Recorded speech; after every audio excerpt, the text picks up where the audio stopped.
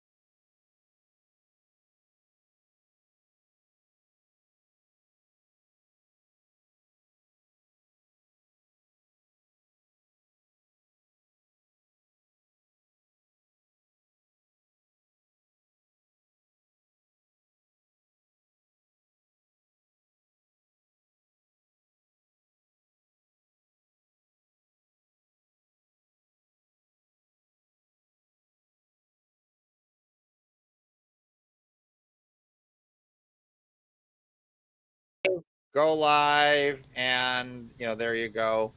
Now I got to go figure out how to share this from Facebook to let people know it's now time to tune in. Uh, we're only 7 minutes beyond the start, and that's important right now to point out, because tonight is all about 60. It's all about 60. It's getting in the full 60, playing the game for the full 60 minutes, getting all the way through the game. We've got 1 hour, and we're going to make the best use of this hour each and every week. That's the goal. Once a week, I need to put in good work. That's it. That's the goal. Once a week, I'm going to get up here and we're going to figure some stuff out, but we're going to do it for 60 minutes, hardcore, getting it done. And you don't slide, and you don't have to go into cruise control, because that hurts your passer rating. What do I mean by that? Well, you'll have to tune in and talk to Sierra, because right now there's some issues. Josh Allen's passer rating is just not there. And there's all sorts of people saying, well, see, that just kind of proves something. Yes, it proves that they were so far ahead that it's going to hurt his passer rating. Look, and not for anything, when you're putting 200 yards on the ground, do I care about a passer rating? And when you're championship bound, every now and then you don't have to play the full 60. But until you're championship bound, let's make those 60 count. Welcome, Sierra, to Ceox. How are you this evening? Are we going to go a full 60? Because I think we're only going to be able to go 51 minutes. This is the problem. So we have to make up some ground now. I know. And that's what We're we have to behind do. because my first pass was an interception. Well, technically, I think it was my sound, and now I'm trying to figure out how to share this so people can tune in. And it's like too much to do all of this at once. We're gonna get some people to help get the stuff out. Get back up, join us, share. Okay, you know the deal. Okay, Okay. so you know the deal. Tune in to okay. All right. So tonight we have an action. What? Wait. Are you Tim? Don't play with. What are you doing? Okay. So here's some funny things, Sierra. This week, Okay, easy I've now. been trying to figure out how to get OBS working, and so here is me with just a black background. Here is just my desktop. Ooh, you ready for this one? Here is me with my desktop. Ooh, just like incredible content that Wow. we're putting out right here. Here's that Udicci opener that we couldn't get the sound to. And here is my Ceox. Pretty impressive, isn't it? Yeah. All right, so we don't need to be kind of playing any more games. What we need to be looking at this point in time is how we're going to use our 60 minutes each week, how we're going to use it to our best advantage. Now, here's the thing with Ceox, because I'm going into what I'm calling the Ceox 60 plan. And it's the next 60-day plan. It's my personal independent goal with God, that plan. And I'm going to give you guys updates on that each week on Ceox. And I know you're going to tune in because you're going, are you kidding me? How can I stay away from something that really cool? But what we're going to talk about tonight is even more cool, because we're going to talk about making a mess with Sierra. Sierra, do you Yep. remember the idea of making a mess? Yes, I remember the idea. Okay, so what we're going to do here is we are going to pull up the mess board. Let's see here. And I'm going to share the mess board. Let's see. Okay, there we go. And wait, I got to learn how to go to my desktop. You ready? We'll go with me with my desktop. Ooh. Ooh. Cool. Wow. Isn't it incredible, right? Okay. So Wow. we're going to zoom in here. We're going to take a look at things here. We're going to make a mess with Sierra. And what do we mean by making a mess with Sierra? Okay, so I've got our notes from last time, and I got to tell you, like, these notes were some of the best notes I've ever taken. In that I don't have them in order yet. So, Sierra, what in the world is make a mess with Sierra?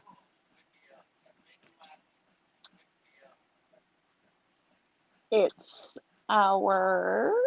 It's our. it's, Okay. it's our game. Okay, I think I actually. Is that Kalani? Yeah, that's Kalani. Here, I'll show you the. Um, I'll just do it this way. Hold on. Hey Chuck, I'm not sure why, but we do have a little bit of echo coming back from Sierra, so I'm not sure if you're hearing that or not. Oh. Oh, it's okay. Don't worry Okay. about it, Sierra. I'm not hearing it. Data dump. Pray and keep. Ooh, pray and keep for keep's sake. Okay, interesting. Data dump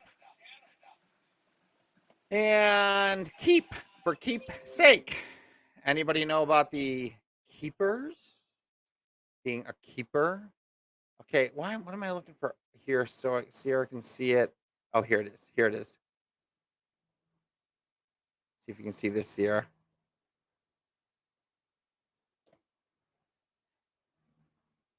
I see it. That's so cute. Yeah, so that's the one underneath here. Obviously, like, I've got a ways to go on actual design of this, but so the make a mess thing, and I do actually have some stuff typed up about that, and that's what I'm going to be looking for. I wasn't quite ready for this piece of it, and I apologize. This is where, like, my game plan. I wasn't on my game plan. I can't really be and play my best 60 if I don't have all the things ready for for this 60 minutes. I mean, I should anticipate some of these things, and let's see if I can find make a mess with Sierra.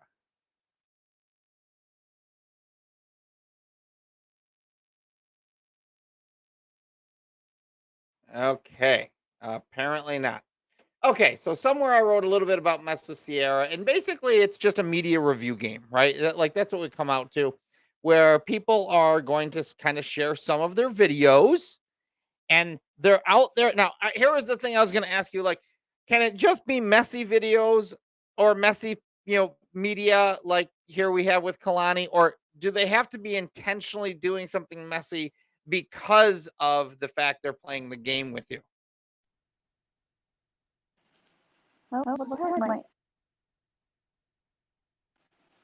What's that? Can you hear me? Yeah. Okay. No, I do not think it has to be intentional. Okay. So basically, they're just going to be submitting messy media. And then, like, once a week, we're going to review, one or two of those media. How long do we want some of this messy media to be? A minute, 2 minutes, longer? No more than 30 seconds. No more than 30 seconds. No more than 30 seconds. Look at the commissioner laying down the rules.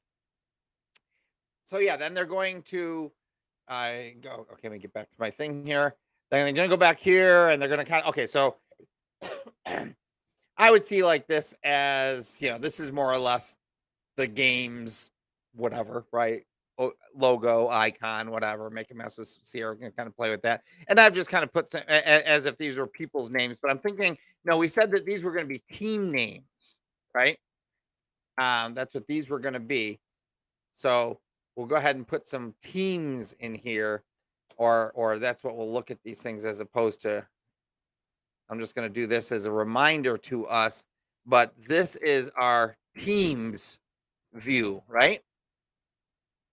All right. I'm going to have to get a better view going. But, and I think we said we had to have between 9 and 12 of those. And I don't know what that goes to. Oh, what else? But okay, so we had some ideas of Tori being a team captain, and then you nominated Lauren as a team captain. Have you had any follow up on these captains here? No, I'm not involved. But you can nominate Justin to be one too. Okay, we're going to nominate Justin also, and there's been no follow-up, but that's okay because we're just building the game and making it up as we go. So I want to kind of share a quick story for anybody who might be tuning in, and sort of a great way to begin understanding the NFTs a lot better than maybe we ever had in the past. And this week I was listening to some stuff on CoinGeek, and CoinGeek is basically BSV, which is Bitcoin Satoshi Vision. It's BSV's kind of world, and they were having, I think it was a 3 or 4 day seminar. We were hoping to have been there, not there. That's okay. We actually kind of only wanted to maybe stream there, so we did watch some of the stream anyways. But there was this really kind of cool product coming out. It's called Slictionary, or a service coming out called Slictionary. Think of a dictionary, but this is more slick than a dictionary, because as opposed to like a group of people getting in a corner, huddling around and defining what words mean, which is a good thing so that we all can kind of have a common definition, anybody can go and claim a word and write a definition. And so let's say you go out there and there's a word that's not available yet, or that's not in the dictionary. You can kind of say, I'm going to define that word, and you put your definition up there. And over time, if your definition is sort of used by more people, you keep earning kind of BSV or these other coins from that. So you actually get paid when people are using your definition, or if they're liking your definition. In other words, they're interacting with your definition. You're getting paid for that in some capacity. And they explained it really super cool, and by showing what were effectively like Monopoly cards. So think in terms of like Park Place and Broadway, I think it is, or like St. Charles. So right before you pass go, you've got your most expensive rent ones, and then right after go, you got your least expensive rent ones. So just think about like having two words that you've defined over the years, and one of them is that really high rent card, and the other is a really low rent card. Well, when these are being minted, they're actually also including some of the Satoshis into those. And as we're seeing with all the cryptocurrencies, that's just going up, continuously. And there's sort of this concept that, what people are thinking of in terms of, crypto, Bitcoin having a limit of 32 million, well, or whatever that number is. Well, that's true, but the number of Satoshis is huge. And then the winning platform is sort of the one that is able to do the Satoshis the least expensive. So it can always kind of settle back in Bitcoin. And then you find the most efficient system out of there. And right now that looks like BSV. So anyways, when they're minting these definitions, they're kind of like grabbing a few of those Satoshi coins and they're putting them with the actual card, right? So day one, Monopoly, we're playing, and all you have to do is like kind of land on the spot, and like, yep, I'll take it. It's kind of cheap to get in. It doesn't mean, but it costs something. So you get these, you got these two different Monopoly cards with some definitions on them that you made, and there's whatever 100 Satoshi associated with them. Okay, cool. Well, that one definition nobody uses, so you never really make any money. But the other definition you make a lot of money on, right? So that becomes like your boardwalk type thing. So all of a sudden, the value of that card becomes more. It's a income approach valuation, where because you're earning rent, if you will, like you would in the Monopoly game, because you're earning, because people are using your definition, that card is going to be worth more than the one that's sitting over here that nobody's using. But the interesting thing is that they both still have Satoshi in them. So at the point in time that even your worthless definition is something like, yeah, I guess we've been sitting around here for the last 7 years and this one's gone nowhere. While it's true that your contribution to the community didn't really result in the one that's being most used, the fact that you contributed to the community at all means you also get to share in the increase of the underlying currency that's inside of it.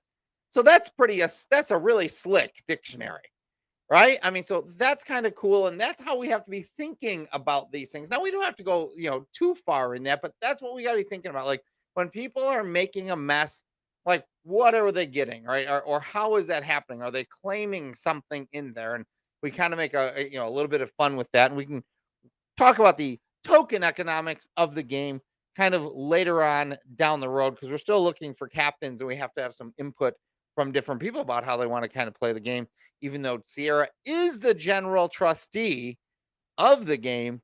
And it's going to be kind of fun. But basically, again, so it's a media review, right? And which is, a little segment that we'll do, I'm guessing like weekly or something like that. We'll do this media review and we'll kind of go from there. So, okay, I'm still looking for some notes. Sierra. Oh, here we go. Here we go. I think I found it. It is get on board and make a mess with Sierra. Share media memories, earn points, and build profits. Share in the bounty. So that's kind of like one thing I wrote this week about it. And more kind of paper because, we're talking about blockchain and high-end technology and riveting content. And I use paper all the time. All right, Sierra, tell me more about making a mess with Sierra. Well, I just came up with this word based off this dictionary, and I wanted to just be shmub. Shmub? So that's what the game will be called, is shmub. Yeah. Shmub. Tim wants me to turn off my desktop. Are you having a hard time hearing me, Sierra? Is it just like a little? He's hearing the echo of you. And Correct. see, yeah, Correct. no, and I get that. Hold on a second. Let me. Little on the fly production. Sorry, Sierra. Tim wants me to kind of do something to my audio while we're talking here. Did you do it? And I'm not sure which it is that you want me to do that to. I think this is gonna be my mic, so I can't kill that. Is it my end? No, it's my end, honey. So because I'm still I don't have all my lights proper and my sound proper yet. OBS Studio audio mixer. Yeah, no, I see that. And just mute the desktop audio. Okay, Sierra, how's that? Yeah, try talking now, Sierra. I can hear you. Okay, that's a little bit better. Can you hear me? Oh no. I have no problem hearing you, Sierra. So Tim is picking up an echo of you talking. Okay. That's all that's really happening. But hopefully I've solved it at this point. So okay. Can you hear me, Tim? Yes, I can hear you. Okay, good. Yeah. So yeah, there's just like an echo that's going out to the stream. That's all. Yeah, and I mean, hopefully this is solved now because I do have the desktop audio muted inside of the mixer. I think it's one better. Oh, that's interesting. Yeah, so, there was two echoes coming through. Okay, that's okay. Whatever. So I'm gonna have to play with a lot of this stuff and get this a little bit better. But that's the that piece of it. So okay, so what we should probably do here is actually put in Tori, Lauren. Or should we give Lauren? Should we name her pet thing, or we'll just put Lauren?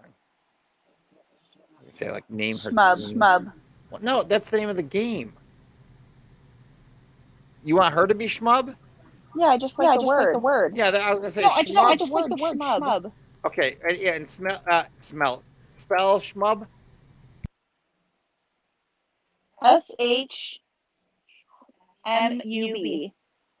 SHMUB. Okay, when you said it earlier, I wrote it down as SCHMUDB. Like Schmud. Okay, so Shmub. So SHMUB. B. Shmub. Yeah, right. SHMUB is correct. In butterfly. Should it be BB? Shmub? Shmub. Yeah, no, I got you. Should it be SHMUB? No, just one B. Just one B. Okay. So we now have Shmub team captains. Okay, so now we got Schmub team captains here. Okay. Schmub captains. Well, I guess I'm going to just do it that way. I'll go with captains, and I'll worry about all that in a little bit. All right. So the riveting content continues. And what I kind of want to do here is I'm going to jump back to just my little Ceox piece here and sort of look at what's going on. So we're going to go on to our Buffalo Bills talk now. And again, the purpose of the Buffalo Bills talk when we talk about these things is, yeah, it is because we're fans of the game and we enjoy it. But our end game is to really figure out how to be a professional champion, right? That's the end game of this one here. I mean, the entirety of 60, the 60 and using it well, trying to get in here. It's about well-being in the marketplace. It's about being your best and not just like winning at the game, but being your best personally, like healing and bringing healing to others, like truly adding deep value to society through the work that we do. Because I mean, so that's kind of what Ceox is all about when it comes down to it. And like I say, we'll be kind of updating on those. But tonight we are going to talk about the Buffalo Bills. And I heard this thing, and I alluded to it earlier. Somebody like, oh, okay, now how is the gap between Josh Allen and Patrick Mahomes? Is there really any gap right now? I mean, how is he closing the gap? And no, Mahomes is still the top, in the NFL. Great, but then they start like comparing stats for Josh, and Josh's stats are way down when you look at the passer ratings. And somebody comes in and after they made the whole argument, he's like, hold up. Like, you cannot look at these stats right now. Because look at the last two games. They've been so far ahead that any quarterback's passer ratings are going to start going down. And you just start going into game management mode. You're going to have shorter, passes under the, underneath. And you're going to have less, yards per pass and all of these other things that sort of affect your passer rating. But I kind of wanted to talk about this because we do have these things that we look at as key statistics in certain games. And, one of them being a clock on the, 60 seconds. You've got to play the full 60 seconds. And you do have to play the full 60 seconds, but sometimes you get knocked down and you got to get back up. And other times you're just kind of going at it, kind of easy. So when we're thinking about playing the full 60 seconds and tuning into key stats, it's interesting how a key stat, which would be something that could conceivably impact a future contract. Obviously, it's not really going to impact Josh's contract that he just got now or really in any way. But the idea is that these players are really viewed by their stats. But in some ways, when you have a dominating situation, stats go out the door. And what do you do about that? So we're going to have Sierra answer all those questions for us. In 3 seconds, 2, 1. I think I'm delayed. What? I think I just realized that like my stream's a little bit delayed. So like your mouth is moving and but it's not synced up with the words. So well, first things first. Keep a high. I don't think Josh has played as well. What? Okay. Yeah, see, that's so weird. Your mouth is moving, but the sound doesn't come in until okay. Okay. Well, it's no secret Josh Allen has not been playing as well as he did last season. But first things, like the Pittsburgh Steelers defense is very good, so that's okay. But in terms of statistically, I mean, he could have been a lot better in the Miami Dolphins game. He's really good against the football team. And then now last week is what it is. He opened up the game with an interception and an overthrow. It's going to affect your stats, but it was also like pouring rain, so it's hard to judge. It's hard to judge that game in the same way that there was felt like 15 million fumbles between the two teams. it's just hard to like judge anyone based off that kind of weather, which is also why they should build a dome. But no dome in Buffalo. But they should. That's a whole different topic because they could make a lot more revenue, more so than just 8 weeks out of the year. Look, if they're going to build anything, they should mimic like the Roman Colosseums, and they should put these very hard seats that you have to sit on. And we'll go back to the old like War Memorial football fields. Like, that's what we should have. No, they want them to be like the one in Dallas. Offense is like the ideal offense. Like that's today's NFL. They play very well, but it also should be noted that they have the worst defense in the NFL. So like they are playing a lot of really close games that require them to like continue to throw the ball, to like stay within games, because they are winning. Like last year they won a lot of really close one-score games, and this year they're losing a lot of really close one-score games. So when you are that close, like you have to keep playing to what your game plan was. The Buffalo Bills right now don't have to do that. Okay, hold on. Mally's right in my face. The Bills don't have to do that right now because they're just like they've been playing really inferior opponents, and the defense has been able to keep them at bay. Not to mention the fields that the offense is taking, like the field position game. They're getting really good field position, so they don't need to drive the field. Like they don't need that kind of yardage that maybe the Chiefs need, because their defense sucks. Which is another thing. I need to see Josh Allen like light up a defense that's statistically been the worst this season.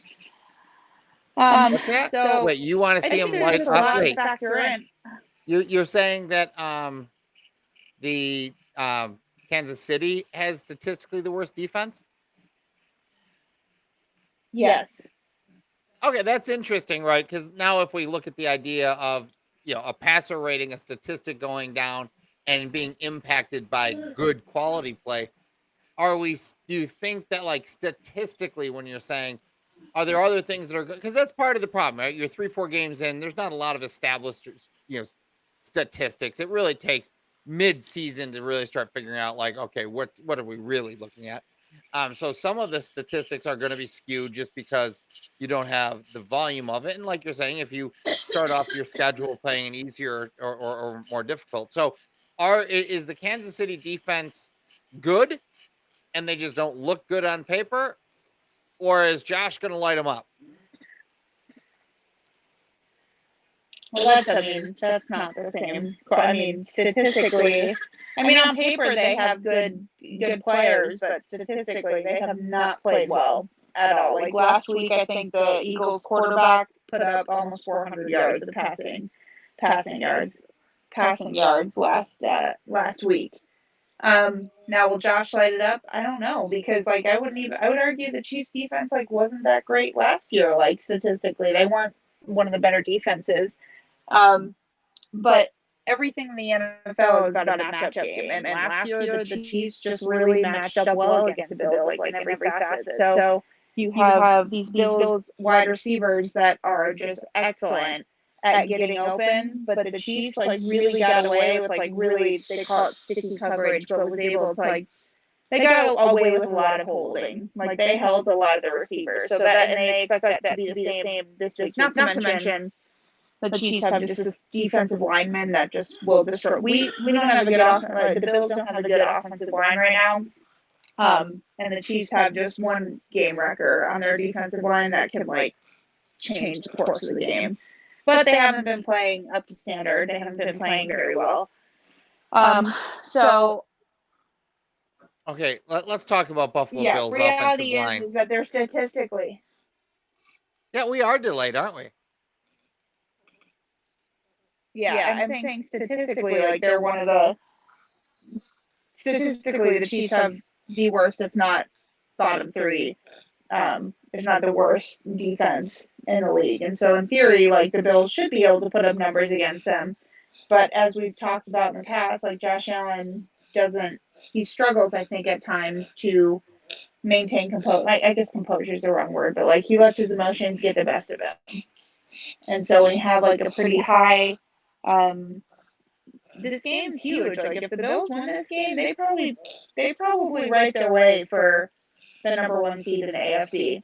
Like this is a big game. You put yourself ahead 2.5 games over the Chiefs, and hoping that Josh Allen doesn't like sit there and take it to heart if he has a bad pass. So it's a telling game, I think, to see where the Bills are, not only offensively to see how Josh Allen's matured, but defensively too. So it's interesting because tonight's theme is be content, right? And part of that goes back to those conversations we've had before, that when you are playing well, let's go the other side. When you're not playing well, you have to get up after each play. You have to leave the last play behind you, right? And then you do have to kind of get ready for the next play to win the next play as quickly as possible. And we talked about that, when it comes to football, that's every single play, right? And kind of when it comes to life, that's like every single moment. We have to sort of evaluate whether we want to truly step up and be our best, or do we want to be held back by old kind of habits and whatnot that kind of more so easily keep us from being our best, and then we have to kind of break away on those and figure out how to go forward. So we're in this situation now where the beginning of the season kind of, everybody's like, what's going to go on? What's going to go on?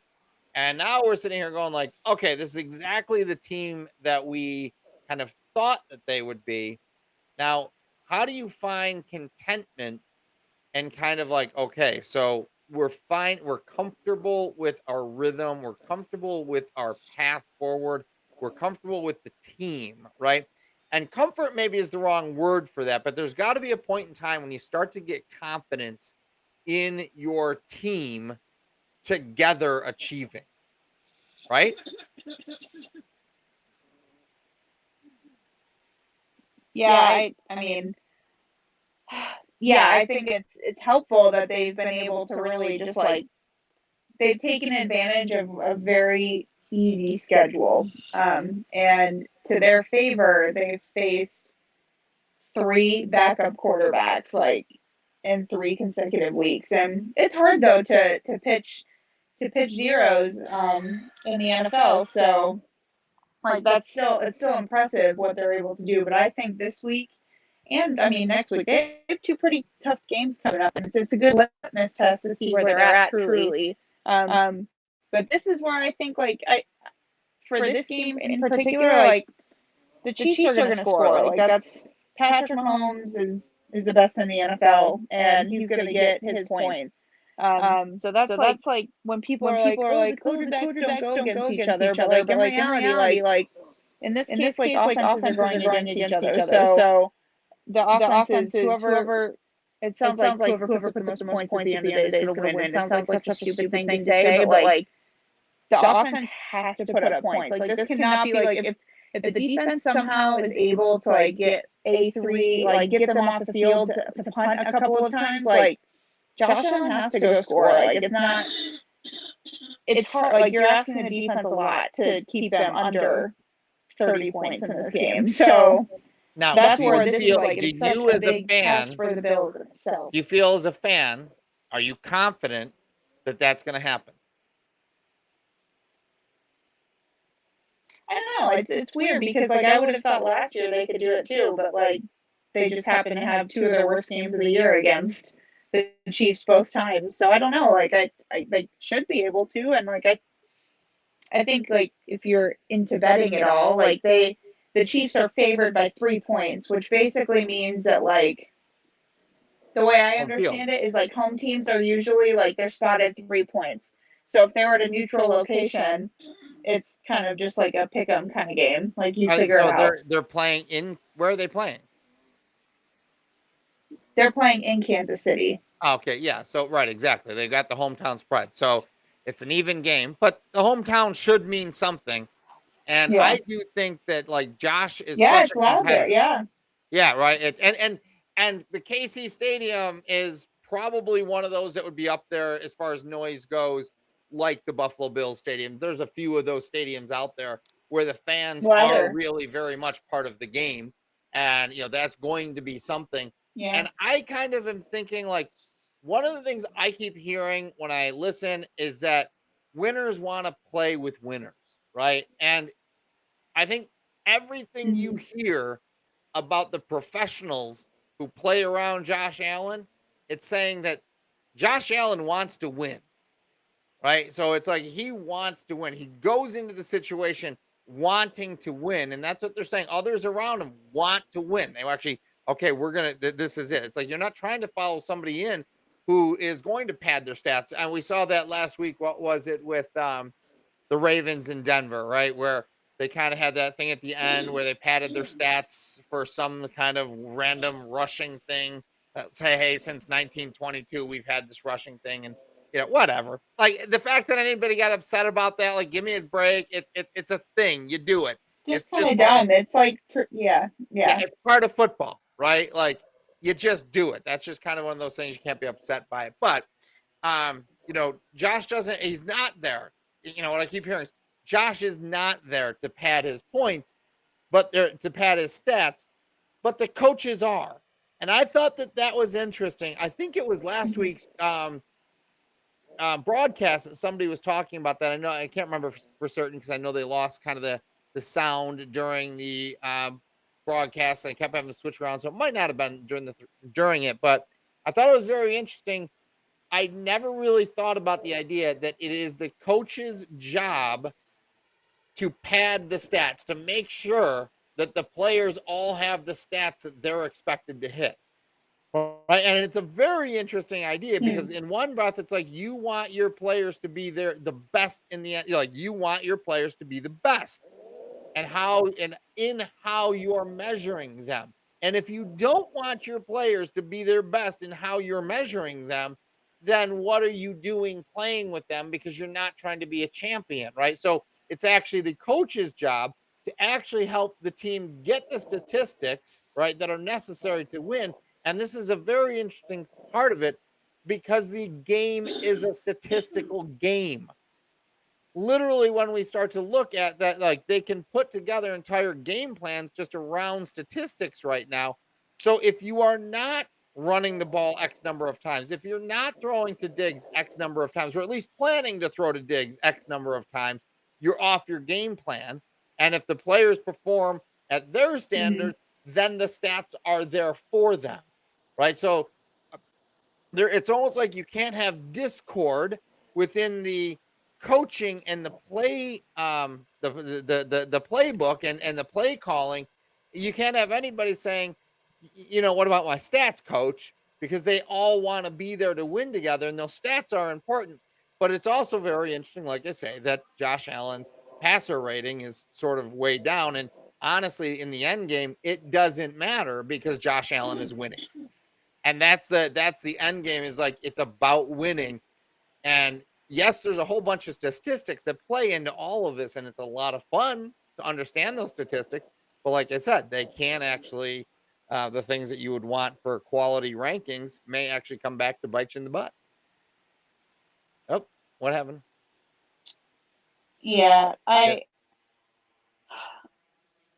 don't know. I'm not like 4 games is such like a small statistic right now, and like I didn't really I expected Josh Allen to regress. I just because it's statistically he had a better season last year, and then Lamar Jackson had the year he won the MVP, and Aaron Rodgers just happened to be a little bit better than him last year.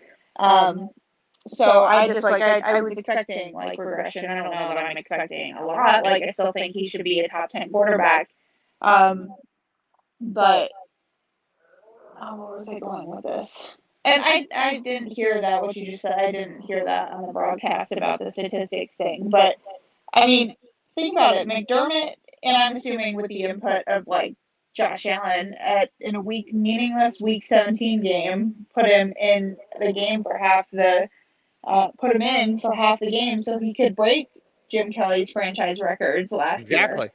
It's important. Which I think it says a lot that the coach like has a pulse on their team too. So I didn't hear what you were talking about with the coach like being the one to help pad statistics, but there are like you have a game plan. If your game plan is like, yeah, we think we can exploit this matchup with Stephon Diggs on this quarterback, then like we should be targeting him. Yep. So yeah, it's an interesting thing, and honestly, it's the coach's job to develop a plan, but the players have to be the ones that execute what that plan is. Yeah, and it's really and I'm sure I'm using the wrong term when I say it's the coach's job to pad the statistics, but it's basically like no, it's the coach's job to make sure that those records I cannot hear you. You can't hear me at all? Can you hear me? I can hear you. Yes. So you can't hear Tim. Can you hear me? I can hear you, I don't know what's Chuck. And I can hear Sierra too. All right. Well, if we can't have, so you can't hear me. So we'll Can you hear me, Sierra? I'm gonna hang up and I'll come right back in. Hold on. All right. It was a fun kind of conversation. And I think like if you know like if people need to be tuning in a lot more often to understand how these conversations all come together, right? Because sometimes you can sit there and think like, why are they talking about statistics? But in the grand scheme of things, business is statistics, economics is statistics, marketing is statistics, and we have to actually understand statistics and you know how we're going to include them in our game plan. Right. Now, right. You know, like it's again, it sounds silly, but you know, that's the algorithm game. When it comes to just simply things like social media, that's the algorithm game. You're playing the statistical game, and you know, so that's a part of a bunch of stuff that's going on. So hey, this is interesting. So here you are. Here Tim has come on. Hold on a minute. We got Sierra came back. I gotta get her added back in, but I just figured I'd come and pay you some company while we waited for Sierra to join us. Put her maybe put her, I don't know, in the middle. So it's interesting, right? Your black background. Yeah, I know, is different black. Okay. Yeah. Okay. I noticed that. We like you said, we have a little bit of work. Well, yeah, mine. I still ultimately. So Sierra, we're talking about the actual like the black background. Yeah. Yeah. What's kind of funny about this, if yeah, I was gonna maybe stop the green screen effect for a second, but oh, I'm gone. Sorry, I'm back. But yeah, so the green screen that I have up now it's just hanging, like a curtain. Yeah. And the lighting's not horrible for this kind of thing where we're kind of blending into the background. I don't know why Tim's not blending this week, but yeah, we're gonna play with this anyways. I still think ultimately, Tim, we can't hear you at all. Yeah. Oh, my lights got moved. That's funny. I accidentally So my lights got moved, which is why I've got probably a little bit lighter background here. Yeah, I wonder, that is interesting that, somehow mine is tuned into the black and not. But anyways, but I can see, the difference with your screen. Oh, you can? With the black. Yeah, I can notice it. It's not, super drastic, but I can see it. Okay, where? Slightly. It's very slight. It's not super noticeable. It's just, if you look hard enough. Hey, do you think you can tell the difference with my black screen? Is that better or worse? Funny. Oh, look, and now I just absolutely just saved that and did not actually mean to save that. All right, there. How's that? Better? Much better? Less? Yeah. Good. There we go. I have to bring it back. That's So good. there is a little weird game that gets played here. I've got a lot to learn on this stuff. Yeah. But yeah, that background that I have is somewhat problematic because the light shines on it, and where it's say wrinkled, where it's hanging, that just creates these weird things to it, so I might have to look at a different background. Okay. No, I think Did you see the studio desk? It does look good right now, by the way. Yeah, Other it than looks your good right black now. hair. Other than the hair? Yeah. Yeah. So have you seen the studio desk yet? I saw pictures. Okay, yeah. So I've got to get some stuff when I come back up to New York and for that side, but alrighty. Now, hey, is the delay any? Do you notice the it's delay? better now. No, the delay's not there anymore. So that's interesting. So you must have had like a bad connection or something. Yeah. Yeah, and actually the echo's gone too. Yeah. Oh, that's interesting. So it was actually more from her side. Yep. Oh well, whatever. That's all good. Alrighty. Are you having fun in Nye? Yeah, today, Tori, Abby, and I went out to Finger Lakes Casino. Oh, cool. Yeah. Did you lose all your money? Yep. Oh, good. Good. Abby was the only one that left up. She put a 20 in and left with 30. Excellent. Yeah. That's the way to do it. So she left with 10 extra. Yep. So, and then you're watching the game in Washington. What is it, an outdoor thing? Yeah, it's like I guess next to the Nationals Park, they have this like huge like outdoor bench area. And I guess that's where the Bills backers of Washington D.C. have been meeting during COVID.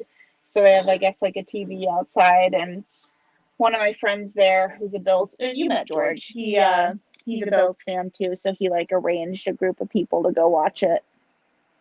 Cool. Yeah. Very cool. It'll be fun. Yeah. Alrighty.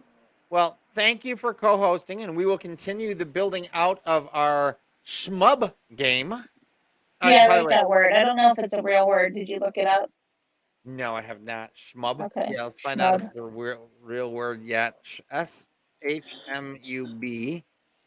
I tend to wonder like how people come up with like names for games. So like cornhole, can jam. So Schmub, Yeah. it's apparently something to do with, it has some Pokemon piece. It's in the Urban Dictionary as a way to express distress or frustration. So that's kind of fun, right? Okay, that's funny. Yeah. Yeah, that's kind of good. So yeah, that's good. What kind of design would you think for the name Schmub? Like when you see the name Schmub on a logo, what does it look like? Spilled milk. Spilled milk. Okay. Yeah. All right. Yeah. I had a word come to mind, schmubbery. Schmubbery. What kind of schmubbery are you up to? Yeah, you could, maybe that's what we should. So maybe that's exactly like the coins, the things that you earn through this are like schmubs or something like schmubbies or schmubs. Are you schmubbing? Are you schmubbing? I'll schmub with you. Exchange coins.